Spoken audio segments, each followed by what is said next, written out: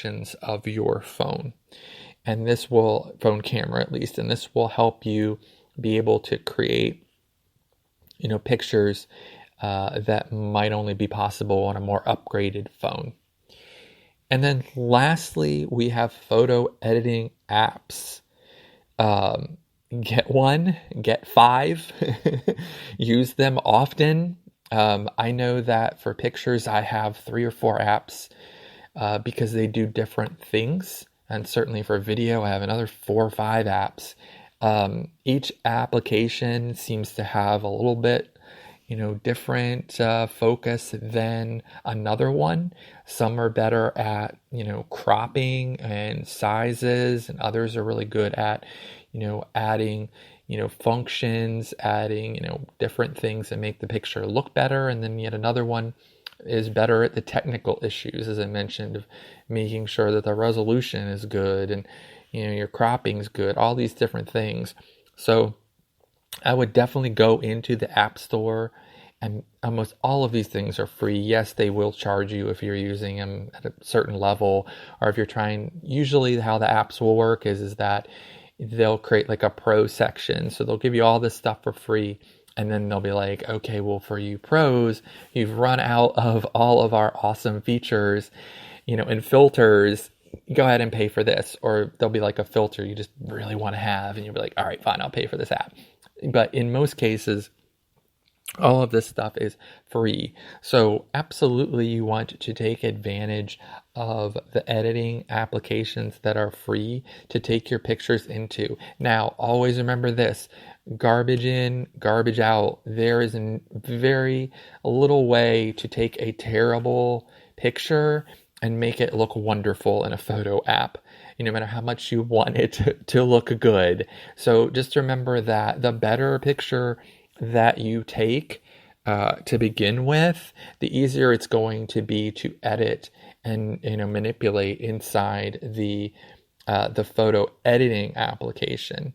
And also, if you have, I would make myself familiar enough with whatever photo editing app that you plan on using to where you start to structure some of your pictures around the strengths of that photo app.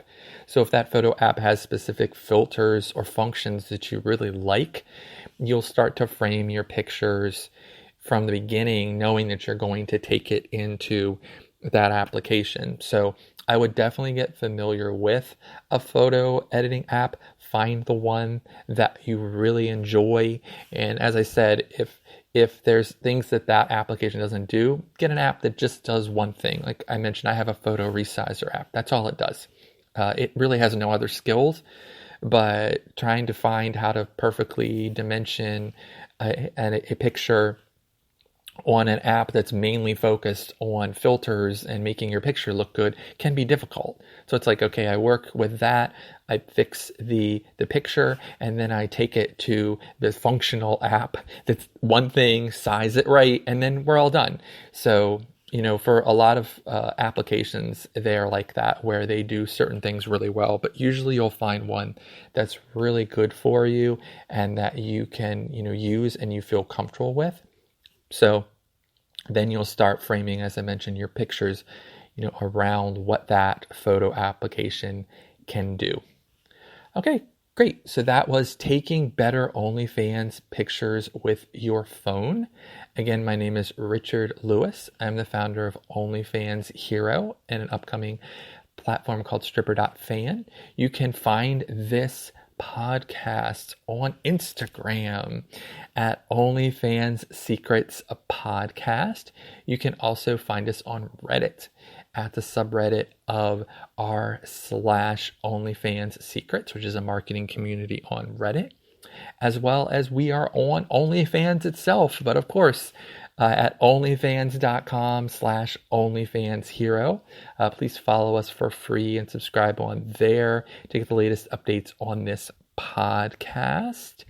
And we are also on TikTok at OF Secrets Podcast. And as always, we are on Twitter at OnlyFans Hero, where we run hourly promotions for creators So please hop on there, as that is free to do. And we continue to grow by 500 plus followers every day, subscribers and creators, which I greatly appreciate. Appreciate all you guys who follow at OnlyFans Hero. And as always, you can reach out to me directly on Twitter at OnlyFans Hero as well. And if you have any questions about this podcast, anything you want to ask about OnlyFans, if you have any questions for the Sunday Secrets episode that we do every week that you want answered on that episode, feel free to reach out to me on there or OnlyFans. And as always, if you have any opportunity to leave a review for this podcast, it helps so much. And of course, subscribing and following helps as well, as a lot of people are reaching out to me now saying they just typed in something on, iTunes or on Spotify and we popped up. And now they're like, wow, there's an OnlyFans marketing podcast. This is great. And they just find it. So by you guys subscribing and following, that helps other creators find this podcast and answer a lot of their questions that they have. So I greatly appreciate that. And as always, I'm still appreciating you guys who listen every single day. It's awesome. I see it in my statistics. I'm like, oh, wow, more people listening every day. So I greatly appreciate that. And, for all you guys who listen, and please continue to do so. Please continue to follow and subscribe. And I hope you have a great rest of your day.